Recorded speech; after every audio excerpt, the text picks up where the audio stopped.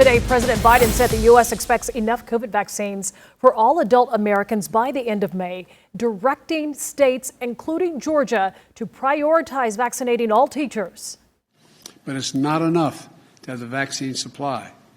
We need vaccinators, people to put the shots in people's arms, millions of Americans' arms. This as Georgia marks 1 year since the announcement of Georgia's first COVID cases. CBS 46's Adam Murphy is in Doraville tonight with that and the president's words this evening. Adam. Hi there, Rick. I spoke with an infectious disease doctor here in Metro Atlanta today who reiterated if you get an opportunity to get a vaccine, you should do it, regardless of which one. And that's what we've been noticing all day long here at this MARTA station in Doraville, where you see they have a large vaccination site set up in those white tents back there. People have been diligently getting their vaccines. It's a day that will go down in history, March 2nd, 2020, a day that turned our world upside down. We received confirmation from the Centers for Disease Control and Prevention that we have 2 confirmed cases of COVID-19 in Georgia. Since that day, there have been more than 819,000 confirmed cases of COVID-19 in Georgia and more than 15,000 deaths. I think we've all gained a greater appreciation for essential workers. Dr. Danny Brandstetter is medical director of infection prevention at Wellstar Health System. He said we've learned a lot about prevention and how to reduce transmission, but the battle goes on.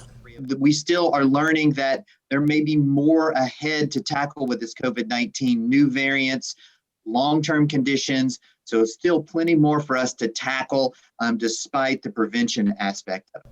During the past 12 months, vaccines were developed in record time. But according to the CDC, Georgia ranks dead last in the percentage of people being vaccinated at just 12%. Dr. Brandstetter blames a lack of supply and hesitancy getting vaccinated.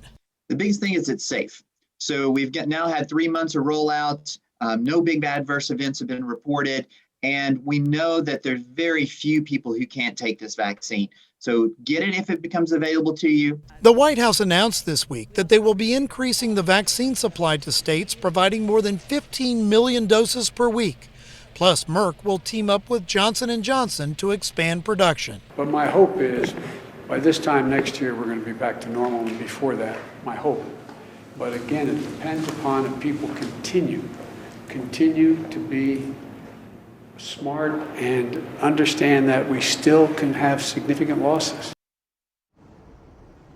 And back here live at this vaccination site in Doraville, people have been coming and going all day long, as I mentioned, getting vaccines. And Dr. Brandstetter said that it's really important that we get the vaccines. That's our ticket out of the pandemic, he believes.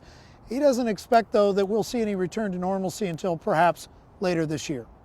Live in Doraville, Adam Murphy, CBS 46 News.